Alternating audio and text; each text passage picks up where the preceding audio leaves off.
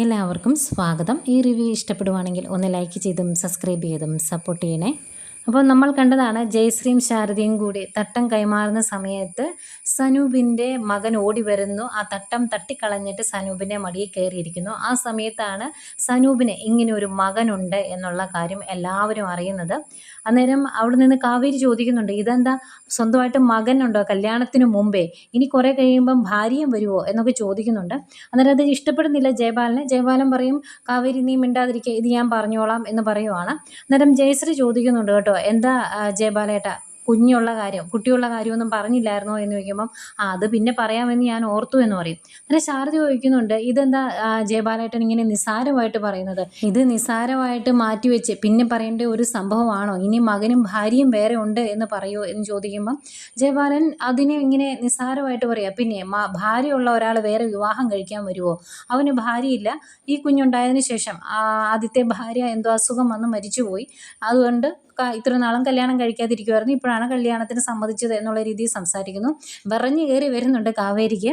അന്നേരം ശാരദ പറയുന്നുണ്ട്, എൻ്റെ മകളുടെ വിവാഹ നിശ്ചയം ഇതിനു മുമ്പ് ഒന്ന് മുടങ്ങിയതാണ്, ഈ വിവാഹം നിശ്ചയം കൊണ്ടുവന്നത് ജയപാലേട്ടനാണ്, അവളുടെ പ്രായം എന്താണ് എന്ന് ജയപാലേട്ടൻ അറിയാലോ, ഇത്രയും പ്രായമുള്ള ഒരു വിവാഹം കഴിച്ച് രണ്ടാം കെട്ടായിട്ട് നിൽക്കുന്ന ഒരാളെ വിവാഹം കഴിക്കേണ്ട കാര്യം അവൾക്കുണ്ടോ എന്നൊക്കെ ചോദിക്കുമ്പം ജയപാലൻ പറയുവാണ്, അവളുടെ വിവാഹ നിശ്ചയം ഒന്നും മുടങ്ങിയതാണ്, ഇനിയും മുടങ്ങി ഇവിടെ നിന്നിട്ടുണ്ടെങ്കിൽ വേറെ ആരും വിവാഹം കഴിക്കാൻ വരികയില്ല, അതുകൊണ്ട് ഇത് തന്നെ നടത്തുന്നതാണ് നല്ലത് എന്നുള്ള രീതിയിലൊക്കെ സംസാരിക്കുന്നു. പക്ഷേ ശാരദയ്ക്ക് അതങ്ങ് ഉൾക്കൊള്ളാൻ പറ്റുന്നില്ല. അത് കഴിഞ്ഞ് ശാരദ വിനീതിനോട് സംസാരിക്കുക കേട്ടോ.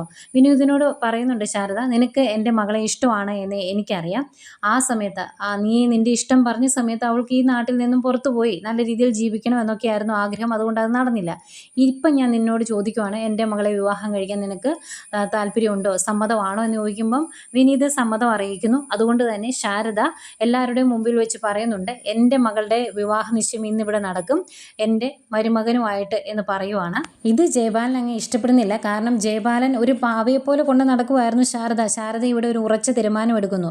അത് ഇഷ്ടപ്പെടാതെ ജയപാലൻ പറയുവാണ്, ഞാനും അരവിന്ദനും എങ്ങനെ കഴിഞ്ഞതാണെന്ന് അറിയാവോ, എന്നോട് ഒരു കാര്യത്തിന് അഭിപ്രായം ചോദിക്കാതെ അവനൊന്നും ചെയ്യലായിരുന്നു എന്നൊക്കെ പറഞ്ഞ് എന്നും പറയുന്നുള്ള കുറേ കാര്യങ്ങൾ അങ്ങ് തട്ടിവിടും.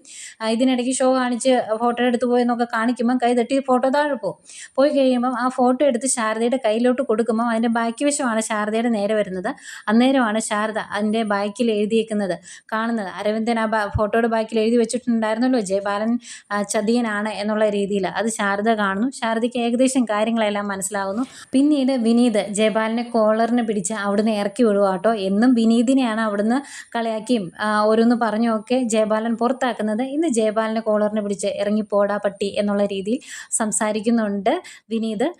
അവരെല്ലാവരും ഈ സംഭവത്തിന് ശേഷം പോവുകയാണ്. ജയപാലനും അതുപോലെ സനൂപിൻ്റെ വീട്ടുകാരും എല്ലാവരും പോകുന്നു. ഇതിനിടയ്ക്ക് നിവിനും ചോദിക്കുന്നുണ്ട് ജയപാലനോട്, സ്വന്തം മക്കളുടെ വിവാഹമായിരുന്നുവെങ്കിൽ ഈ രീതിയിൽ ഒരു വിവാഹം അങ്കിള് നടത്തുമായിരുന്നോ എന്നൊക്കെ ചോദിക്കുമ്പം ജയപാലൻ പറയുന്നുണ്ട്, നീ ഇതിൻ്റെ അകത്ത് ഇടപെടണ്ട, ഈ കാര്യങ്ങളൊക്കെ ഞാൻ തീരുമാനിച്ചോളാം എന്ന്. ഈ സമയം അവിടേക്ക് സുജാത വരുന്നുണ്ട്. സുജാതയ്ക്ക് അത് ഇഷ്ടപ്പെടുന്നില്ല. സുജാത ശാരദയോട് ചോദിക്കും, എൻ്റെ മകൻ്റെ വിവാഹം നിശ്ചയിക്കാൻ നീ ആരാ, എൻ്റെ അനുവാദത്തിന് വേണ്ടേ എന്ന് ചോദിക്കുന്നു. ഞാൻ സമ്മതിക്കത്തില്ല എന്ന് പറയുവാണ് സുജാത. പക്ഷേ വിനീത് ഉറച്ചു നിൽക്കുന്നു. വിനീത് പറയുന്നുണ്ട്, എൻ്റെ അമ്മയല്ല ഈ ലോകത്തിൽ ആരെതിര് നിന്നാലും എന്നെ വിവാഹം കഴിക്കാൻ ഗംഗയ്ക്ക് താല്പര്യമുണ്ടെങ്കിൽ, അവൾക്ക് ഇഷ്ടമാണെങ്കിൽ അവളുടെ കഴുത്തിൽ ഞാൻ താലി കെട്ടിയിരിക്കും എന്ന് പറയുവാണ്. ഇത് കേൾക്കുന്ന ഗംഗയ്ക്ക് ഭയങ്കര സന്തോഷമാകുന്നു. അതിലേറെ സന്തോഷമാണ് നമ്മുടെ അച്ചമ്മയ്ക്ക്. രാധമ്മ കെട്ടിപ്പിടിക്കുന്നുണ്ട് ഗംഗയെ സന്തോഷം കൊണ്ട്. അങ്ങനെ അവരുടെ ആ വിവാഹം നടക്കുവാണ്. പിന്നെ അവരുടെ കുറച്ച് റൊമാൻസും ഒക്കെ കാണിക്കുന്നുണ്ട്. ഏതായാലും ഈ ആഴ്ച ഭയങ്കര സങ്കടമായിരുന്നുവെങ്കിൽ അടുത്ത ആഴ്ച ജയപാലനെ വലിച്ചു കീറി ഭിത്തിയിൽ ഒട്ടിക്കുന്ന എപ്പിസോഡുകളാണ്. നമുക്ക് ആ ത്രില്ലിംഗ് എപ്പിസോഡ്സിന് വേണ്ടി കാത്തിരിക്കാം.